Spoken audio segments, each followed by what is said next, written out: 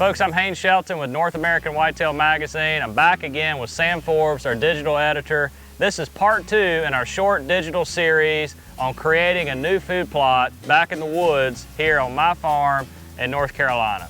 So in part 1, you saw that we cleared this new open area of a food plot and got it ready for planting, and today we're talking about the actual planting process of working this dirt and getting the seed in the ground.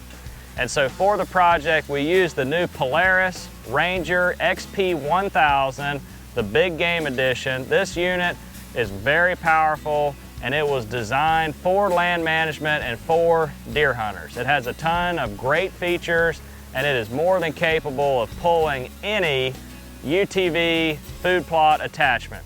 And we use the new Micro Food Plots Master Series, which is an incredible unit, makes for one-pass planting.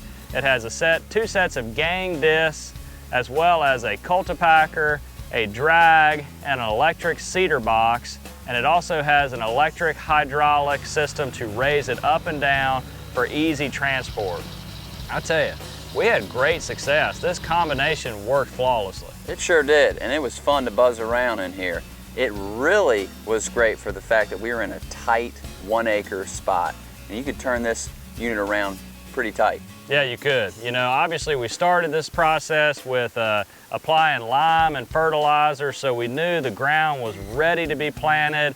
We had made our soil amendments based on a soil test, and then we began the process of really loosening up the dirt, you know, busting up those big dirt clods, creating that good fluffy dirt that's ready for planting.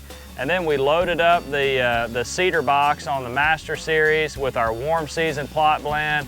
We're planting in the spring, but what we're talking about is totally applicable in the fall. And you know, we adjusted the lever that opens the ports for different seed sizes.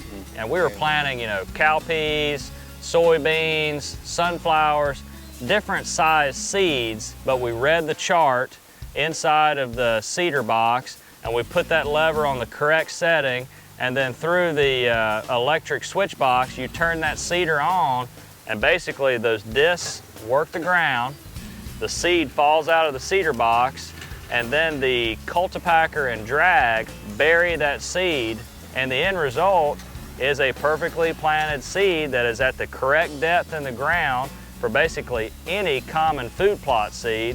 And now we're just waiting on the rain. That's right, we're waiting on the rain. But I tell you, when I was walking behind and watching that seed fall, it was really neat to see the way that it fell and immediately was covered up by soil because of that drag, and then pushed down nice and firm to the cultipacker. All in one unit, like you said. Yeah, that's right. You know, it's so critical. The cultipacker plays a big role, and I've talked about this before, but the seed bed and seed to soil contact is really what increases your germination rates, and it's critical for those seeds to germinate and to thrive. You got to make sure they're covered at the correct depth. You got to make sure they're firm in the ground, and then when you get that rain, you're good to go, and we're gonna have a food plot here. I can't wait to see it. Well, Haynes, I'm really excited to see what grows here this warm season in this little tight wooded food plot. This Polaris and this Master Series did a great job for us cultivating and planting. In part 3, we're going to really dive into the specifics and details of this Polaris and the Master Series and tell you why it's such a great piece of equipment for whitetail food plotters.